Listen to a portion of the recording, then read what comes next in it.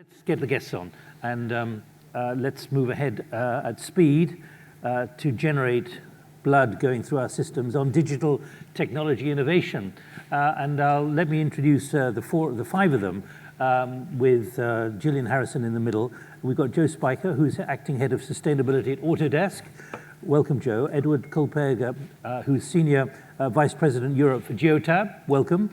Gillian Harrison, who's CEO of White Fox Technologies. Daniel Schmidt, who's Chief Sustainability Officer for SAP, and Scott Tew, who's Vice President of Sustainability for Trane Technologies. Welcome to all five of you. Now, I've managed to talk to them in advance because what I said to them is, look, tell stories. Just share your experiences. Share your experiences with clients and everything else, because that in many ways can inspire and also clarify. So that's the spirit in which we want to do it. And what I've asked them is really to give an update, to give a check-in of how they're seeing the ability of companies to adapt to digital innovation, particularly when it comes to sustainability and climate change, to inspire and to clarify. And I've told them to disagree with each other, to jump in on each other. And if I say not a lot, that's great, because they can take over, they can riff with each other. Now, look, what I'm going to do is go to Gillian first. Gillian. You've got two or three examples, so just give us the spirit of what you've been learning and what you've been seeing. Thank you, Nick, and thanks for inviting me to be here with this panel. So we, in the world of digitalization, we might not be a natural member of this panel, actually, because we focus on engineering and big industrial production processes and helping to reduce energy and water in those processes. But what we found, I go back sort of to 2015 when we were first thinking about entering the US biofuels market, is that we would speak to ethanol producers to find out where their issues were, what their objectives were in terms of reducing energy, water, and emissions. And what we quickly found was that when it comes to measuring energy, it's really almost in the CFO's remit rather than operators or plant managers. It's how much do I spend? But actually, if you're going to save energy and water and emissions, you've got to know where you're using it. You know, how much energy is being used where in a big industrial plant. So we found that we had to get to understand these plants better often than the ethanol producers themselves, which was a little bit of a shock, really, that they didn't really understand this. So to give you an example of the impact of that, we would get down with our boots and our hard hats, walking around a big ethanol plant to try and understand, for example, where they were using energy in distillation and dehydration. And one of the things our engineers found, we would have to create sort of effectively like a digital twin of an ethanol plant so that we could then simulate improvements. And one of the things we found was that they have huge recycle loops. So I don't know if you know much about making ethanol, but it's essentially alcohol that we drink, but then you have to take water out of it. And in that process, there would be these big recycle loops of basically water going round and round an ethanol plant. And when we measured it, we found that it was between 20 to 30% of the entire plant is just a recycle. And often we would find that both the CEOs and the plant managers, their jaws would drop at thinking, really? Like 20 to 30% is just going round and round? But the issue was everybody was doing it, nobody was measuring it, so nobody had an idea that you could improve upon it. So kind of roll forward, after many of these conversations, we realized that there was an opportunity here. And if you introduce, say, membrane technology to deal with these recycle streams, you could actually reduce the amount of energy and emissions between 20 to 50%, which is huge. So, we now have, here we are in 2021, we're on our 11th installation, and these plants are reducing emissions to the equivalent of having planted, say, 800,000 trees. So that's a lot of trees that could have been planted, or the emissions savings. So the real message that we now give producers is that you really have to measure. If you don't measure what's going on within your ethanol plant, you can't make those improvements. So, measure, monitor, and then you can improve. But an additional point there, Gillian, when you value what you want to save, that leads directly to decarbonization. Absolutely. How does that happen?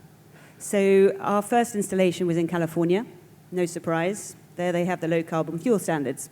So we were able to demonstrate to Neil Kohler, who was the then CEO there, we were able to explain to him that if you reduce your energy, in making a liter of ethanol, it directly translates to a natural gas savings, which then translates to emission savings. And if you're in California, you can monetize that. So they were able to improve their carbon score. And if you improve your carbon score, you improve the profitability of the plant. So we were able to show that even though gas prices then were quite cheap, if you combine the gas savings together with carbon savings, it actually then pays. Good. Okay. Well, look, let's get the same kind of experiences, and do share your experiences, positive or negative, with me on the app if you can, please. Let's go to Joe. Hi, everyone. So for those of you who are not familiar with Autodesk, we are a tool maker. We create technologies for people creating things, and that is the built environment and industrial production, as well as media and entertainment, gaming, special effects in movies, etc. It's the visual representation of digital representation of things in the physical world. We serve our big industries, the built environment and industrial manufacturing, are associated with roughly 60% of total global carbon emissions. So we better help our customers get out ahead of this problem and solve this challenge because we can see that the change is coming. With regards to the built environment, we've only really just started to pay attention to this. And there's two forms of carbon associated with the built environment. One is the operational carbon associated with running the building, the energy to power the building. The other is embodied carbon. We're working on solutions for both of those. With regards to manufacturing, it's really about, I think, circularity, which is kind of taking recycling to its ultimate end. There's just stuff around lightweighting and energy efficiency as well, but we're working in all these areas because we see that our industries need to change radically. So, are you ahead of the curve, or are you pushing the curve, or are you being pushed by others? Wonderful question. I would say we are ahead of the curve, and I had a wonderful conversation with Scott this morning. Many companies, when they talk about sustainability, they talk about the greening of their own operations. Both us and Trane Technologies think about our locus of impact is through our customers. We are one company. We serve millions of customers. And so the ability to allow sustainable outcomes through that group of people, I believe, puts us ahead of the curve. We still have a lot of work to do, but I think we are thinking about this challenge in a way that puts us out front. So you have to change your thinking within the company as well. Yes, and I will say too that we work in industries, the AEC industry and the industrial manufacturing industry. They are very conservative to begin with. To make change in these industries takes significant amounts of time, and we don't have that much time. So we are pushing as much as we can, and yes, we are working on that internal change. How do you tell them to be less conservative? It's mostly the data. It's sharing with them the energy consumption that buildings the energy demand that buildings have today, and the ability to reduce that. Within the built environment, as I mentioned, we've only just really started to pay attention to this, and there's some low-hanging fruit. So it's sharing with folks the data about what we might do. That's Gillian's point as well. The data actually drives. Scott, do you want to pick up where your conversation was with Joe earlier? Yeah, sure. Scott, too. It's great to be here as well. It's a great conversation. I think there's a lot of untapped potential. My company, Trane Technologies, we make heating, ventilation, and air conditioning. We also are the world's largest transport refrigeration company, so we transport all your fresh food to you, at least 62% of the world's fresh food every day, delivered by our solutions. Here's the problem, though. The problem is that 15% of the world's greenhouse gas emissions are related to buildings, and 10% of the world's greenhouse gas emissions related to food loss. So that's 25% that my company every day that's what keeps us up at night. That's also the opportunity. And me saying that is a really simple thing. Doing something about it is something else. We believe that we cannot eke out the next level of efficiency, the next level of decarbonization, until we connect more buildings to solutions that may exist today, that may not. But we do know that digitalization, automation, sensors, data analytics, all the things Gillian mentioned, Joe mentioned, we have to have all these things together to eke out that next level of gains for decarbonizing the built environment. We will not decarbonize our cities or our countries without addressing buildings in particular. It's a big untapped opportunity. We're just now beginning to connect all those buildings in the right ways to decarbonize them, though. And the data, getting the data, do you have good data? We have good data, but I mean, we're connected to thousands of buildings. We have the data that goes to the cloud. We're able to use data analytics to understand how we can go and increase the efficiency of the building, but there's still not enough being done. There's not enough being done because of a whole host of barriers that are in the way of making. What are the barriers? Well, there's some policy barriers. We need governments to understand that to decarbonize the built environment, we're going to need governments to actually set high ambition. We're going to need to speed up the mandates around things like carbon and emissions accounting. We're going to need building owners to understand what the potential is. It's not just about equipment efficiency. That's the old way of thinking. The old way of thinking was saying, what's the most efficient piece of equipment that I can buy? That's behind us. We now have to think about the building as a whole. We think about the entire building and figure out all the ways, all the steps needed as a system to decarbonize the building. And that's going to require some government, that's going to require a push from government. And just to be clear, are you facing a conservative mindset as well, which finds it difficult to get to where you think they need to get to? I don't think it's a conservative mindset. I think it's what I just mentioned. It's sort of a new way of us getting new insights about how buildings operate. That's what we're facing. It's a new day. We have new data, we have new insights, and it's just not well known yet. Edward. Hi, Nick. First of all, obviously, thank you for having me here. It's an honor to be in Glasgow. I think it's a pivotal moment since Paris, where policy and public sectors are really coming together. And the discussions already today and throughout the week have been around data, which I think is a real common denominator between energy, between infrastructure, and mobility. And that's where Geotab is present in. So we connect 2.5 million vehicles, a little over that sends approximately 40 billion data points up to the cloud environment every day, that enables city planners, enables the largest organizations, whether they're delivering raw materials from ports to production facilities, then to last mile delivery companies that are delivering our food, for example, and our goods, and moving people through our urban cities. So all of this movement is predicated on data, and how we can do that in a more smart way is integrating this type of data sets with cities, with organizations to move people and goods through our environments in a lot better way. Are you facing, I'm picking up what we heard earlier, are you facing a kind of conservative mindset which can't quite believe the speed at which this must be done and the scale at which it must be done? I think that's a tricky question, and no geopolitical connotation within the answer. So I think that... Is there a clear answer? I don't think there's a clear answer right now. I think we're just scratching the surface in terms of the value that the data sets coming from infrastructure, energy, and transportation can provide in a socioeconomic benefit to our communities today. So we're just scratching the surface. I think organizations that are system integrators, such as SAP and Deloitte and others, have a profound effect in terms of how they can overlay data sets, again, to move people through our environment. And I'll tell a quick story. In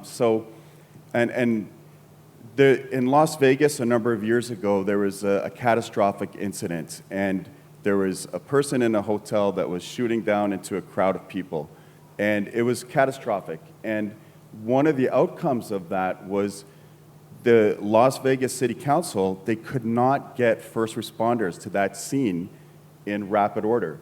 And they lost more lives because of that. And what they've done is they engaged a couple organizations, including Geotab, Waze, and they overlaid data and integrated it with their smart transport, their lights within their community, and now they can direct first responders to a scene in much more rapid order. That's quite remarkable.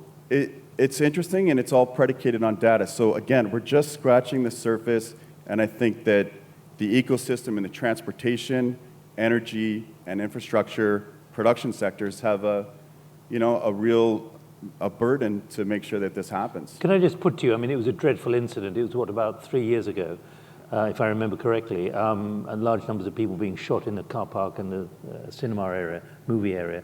But are you saying that they were complacent? I mean, for first responders not to know and not to have that data, not 10 years ago or 15 years ago, but literally 2 or 3 years ago, seems remarkable. So complacency, I don't think so. I mean, we have to, as society, look at worst case scenarios now, right? Like, no one envisioned planes flying into towers, right? No one envisions terrorists hacking into 100,000 vehicles and making them do things that we don't want them to do. So I think that we do have the responsibility, though, to start understanding worst case scenarios and unintended consequences as well, to ensure that those things don't happen on the security side, but then more so on how we can impact the lives in our communities. We need to understand air quality in our city centers, what transportation and how that impacts air quality so that we can measure it. Therefore, we can manage it by routing, again, people better and goods better. Daniel, the SAP experience. I remember talking to one of your colleagues about a year ago about the enormity of the change which was having to come through SAP for accounting and what had to have a value and therefore be on the P&L.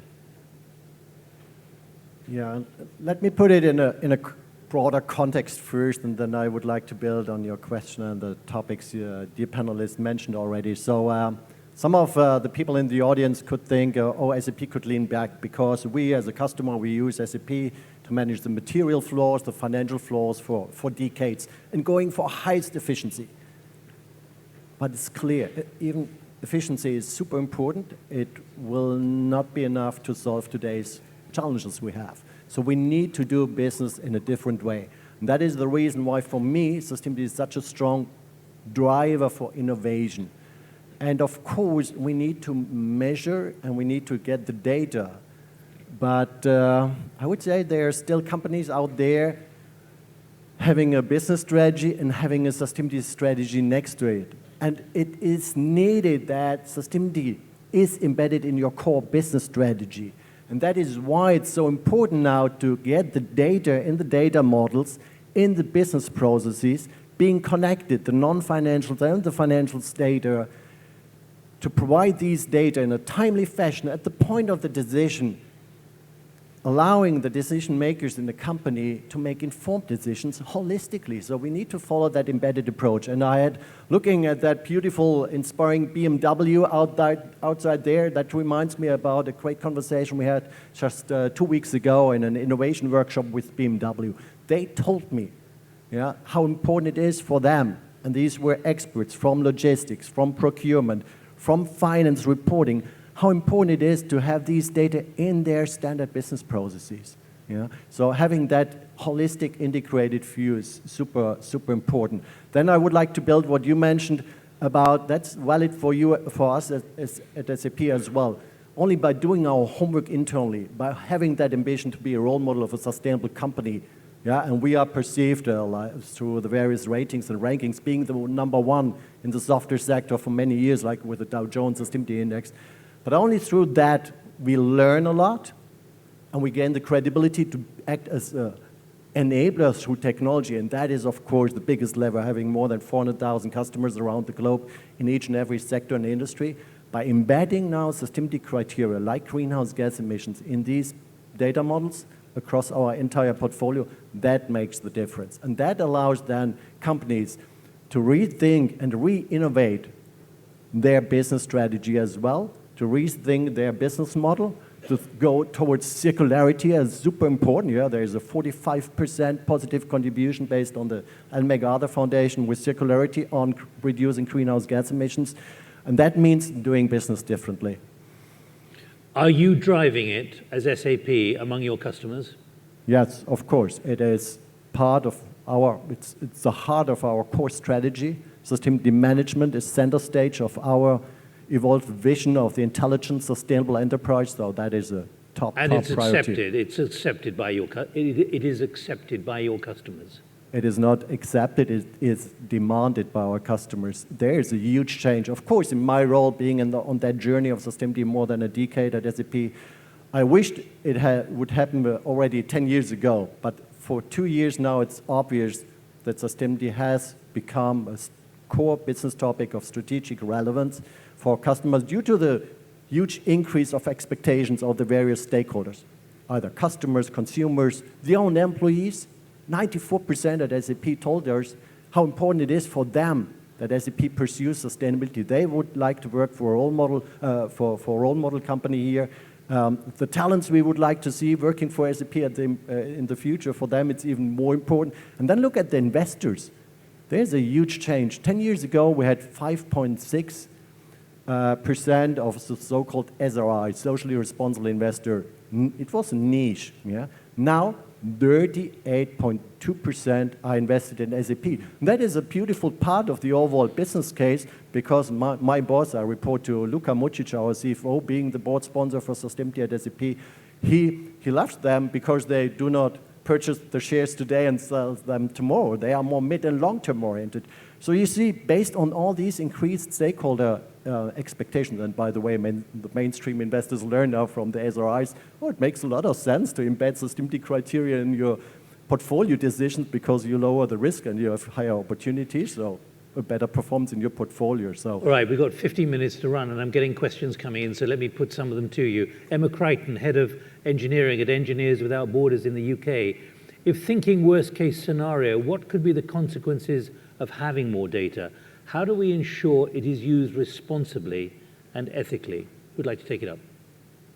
I think that's a great question, first of all. I think that there's a very interesting debate happening with policymakers around privacy, data privacy, versus or compared to technical data that can provide benefit to our society. So again, I'll have a little bit of a call to action here. So we've created air quality sensors. The German Ministry of Transportation and Digital Infrastructure provided us some funding. We worked with the university in Aachen. We built some air quality sensors that we can connect to vehicles that Google has put on some street view vehicles. The Transit Electric Bus Authority in Manila has some air quality sensors. We're getting some down to the British Antarctic Survey in the Antarctica to look at air quality. Toronto with electric buses.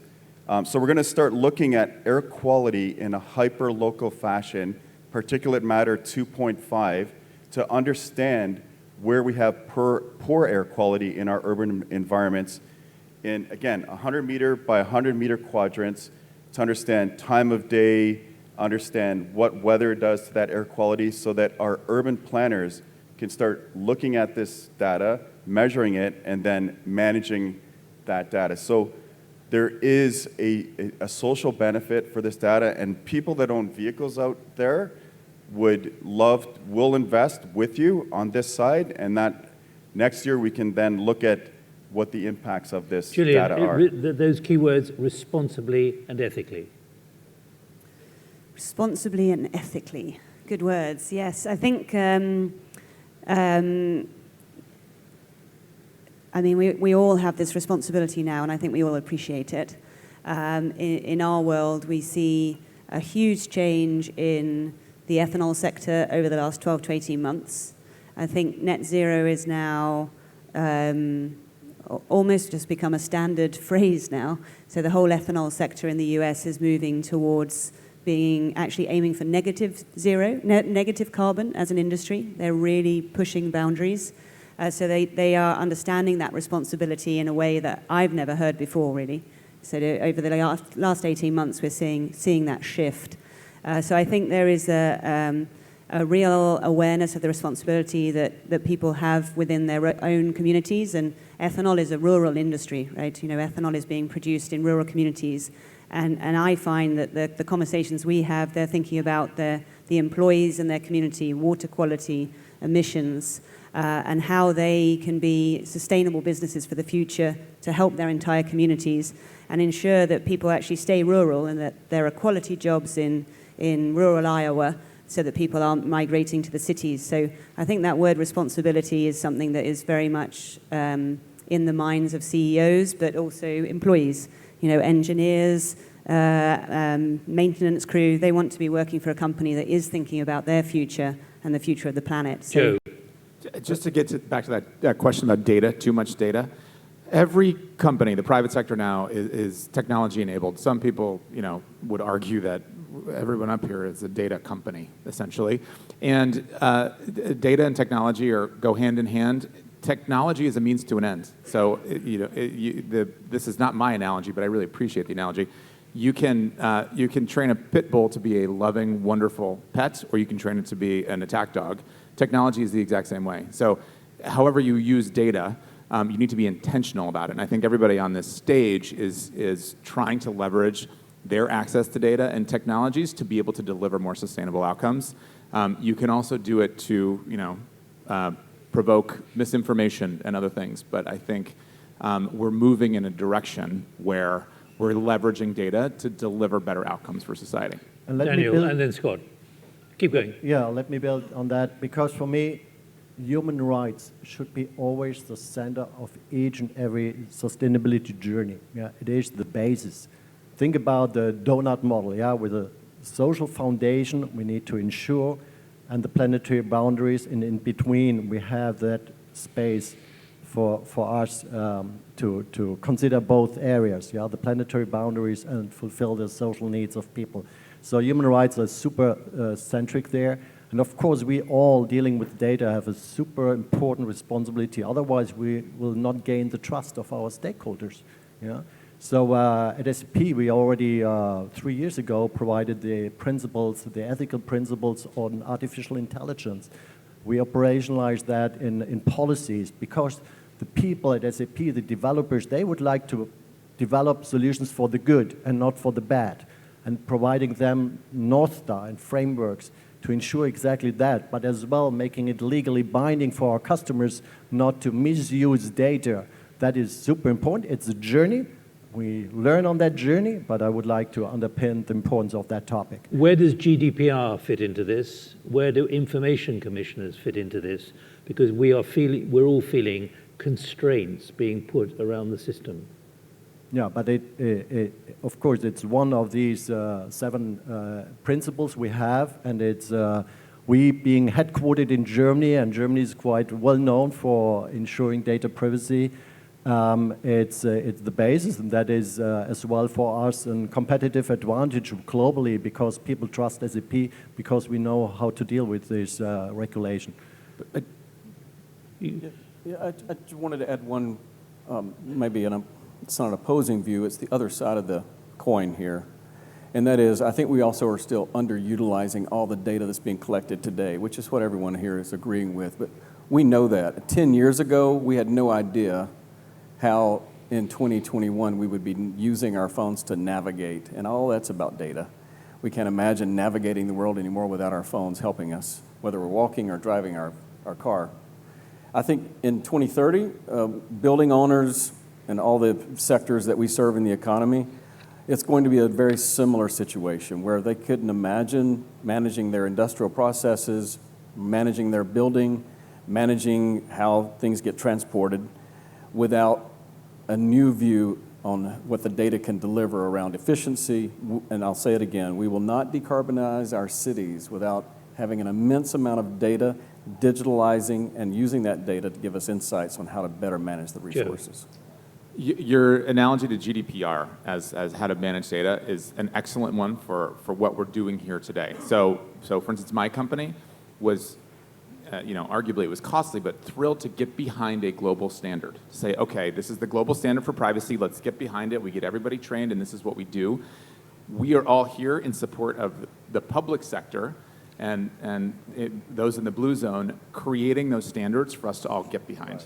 The private sector here is in support of public sector leadership to make these climate commitments, make them clear, and help us line up to deliver on that. And I think GDPR is the perfect analogy.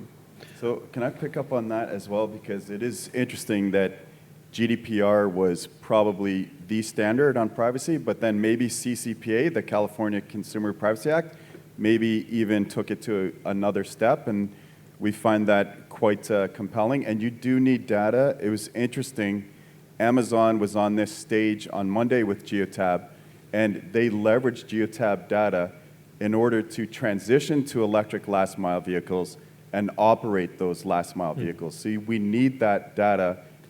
Again, it's the common denominator, I think we all believe. You've really stimulated a lot of questions. I'm going to give you, I'm going to pick out 3 here, and then you can pick out which ones you'd like to pick up on. David Harrison, Sustainability Manager at EcoServe. Are policies driving adoption of these technologies today? What do the panel want to see more of on both national and international level? Rob McKenzie, Founding Director of the Birmingham Institute of Forest. Could or should your clients use your data to publish real-time emissions and not so bring citizen pressure to bear in lowering emissions? I hope you got the sense there. I don't think it's quite right. And the final one from Mathieu de Carbonel, founder at Oxfam. Since China has a deep expertise in using data to manage its country, do the panelists collaborate with China to learn and optimize their progress? Pick whichever one you'd like to pick up. I'll just say one thing about the data.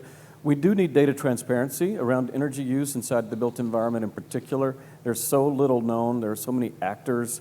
And for so long, we didn't know what we don't know. So whether it's by a sector or it's by a city, we need more transparency. Government certainly has a role to play there around how the data is collected, how the data is revealed, and then how the data is used. But we're going to need frameworks like that, and the government has to set those up, whether it's a mandate or a new ordinance or some type of code about how buildings are operated. We have to know more, and it's all about the data being available to others. And let me pick up the topic the one person mentioned about real-time data. Look at, real-time emissions, he talks about. Real-time emissions?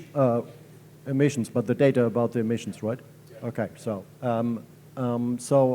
there are still many companies struggling to, even they came up with their pledges about being carbon neutral, carbon negative, or whatever, but they struggle to have the data in their hands.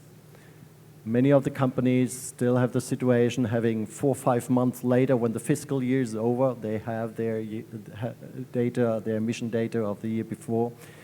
Every quarter on earnings day, since many years, our CEO and CFO, they report not only our financial performance, but as well our non-financial performance, like women in management, like employee retention, or greenhouse gas emissions. And then an employee at SAP could say, oh, I'm just one of 100,000, I can't influence this group-wide big number. No. On the same day, they have access to their sustainability dashboard, seeing their numbers of their department they belong to, of their location they belong to. They have the full transparency across the globe. They can compare, they can learn from the neighbor department and so on. So they have it already on a quarterly basis with all the different emission sources contributing to their team performance when it comes to emissions. And that is the way we need to go, because at the end, fitting to what I mentioned at the beginning, it needs to be embedded in the business process. So even, I would say, we need to challenge ourselves. Quarterly is maybe, in some cases, not good enough. It needs to be real-time data at the point of the decision coming out of your business processes. Gillian. I can pick up on the policies point. Yes, I think certainly what we've seen is that policies drive the change. So in the US, just sticking with the ethanol sector, policies around carbon reduction directly lead to emissions reduction and investments. So where at the moment in the US, you've got obviously the leaders is low carbon fuel standards in California, but now we're seeing the Midwest, Iowa, Minnesota, they're all looking at carbon policies, and that is already changing the conversation. So we now see producers, at the board level, they are part of the discussion. They want to see policy, because if you don't have the policies, then you run the risk of not having an even playing field. So if one company invests in reducing its emissions, that's going to cost it money.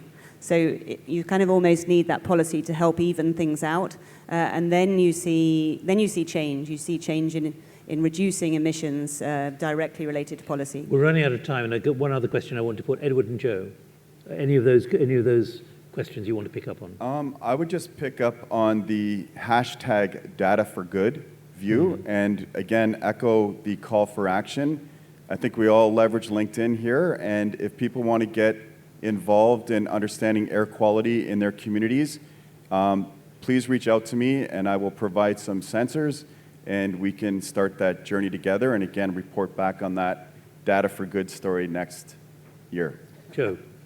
I don't have anything to add to my esteemed colleagues. I was going to say this journey with how we leverage data to deliver sustainable outcomes for the planet, we're really just starting to sink our teeth into it, and I'm very excited about returning in a year's time or 2 years' time and talking about what we've been able to do.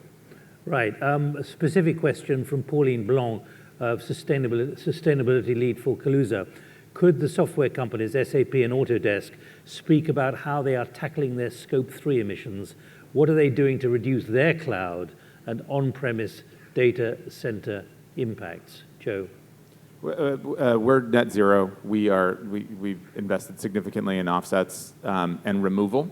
But I will say that technology companies have a relatively smaller footprint than the industries that we've been talking about today, which are the built environment, transportation, and industrial manufacturing. So I think everybody up here probably is taking care of their own house, and that's the only way that we can actually come out and promote to our customers and to our stakeholders that they do the same.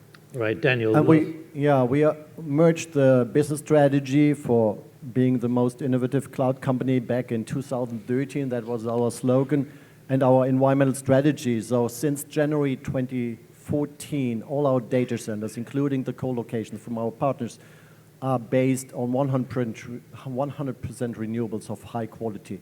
So we serve our customers through a green cloud, so no emissions caused by that. I would like to mention one additional point I forgot to mention before, because I mentioned it needs to be embedded in the data model, in the business process, and where decisions are made. Typically, decisions are made on a product level. So now what we offer as to overcome that business challenge, having the data on a product level, product footprint management. And based on your conversation 1 year before, that was not existent. So we have that now, solution general available since August this year, allowing companies like BMW, or just yesterday I had a wonderful engagement with Sylvia from Natura, a company where their business strategy is really based on sustainability. Natura, this famous cosmetics company in Brazil, and Body Shop is a well-known brand here, belongs to that. So they need the data on product level. That is super important. And for them, circular economy, the packaging topic is super crucial, knowing the huge impact it has bringing down emissions. All right. Well, look, all five of you, thank you very much indeed. Daniel, thank you to Scott as well, Gillian, and Ed and Joe. And I'm going to give you one line from, I think, Joe, where he said, we're just beginning to sink our teeth into this. So I hope your teeth don't get cracked, but it shows that there's a cutting edge, but it's moving very fast. There's an obligation for it. There's a need for it. So see it in those terms, and it's been a great panel. So thank you, all five of you, very much indeed. Thank you. Thank you. Thank you.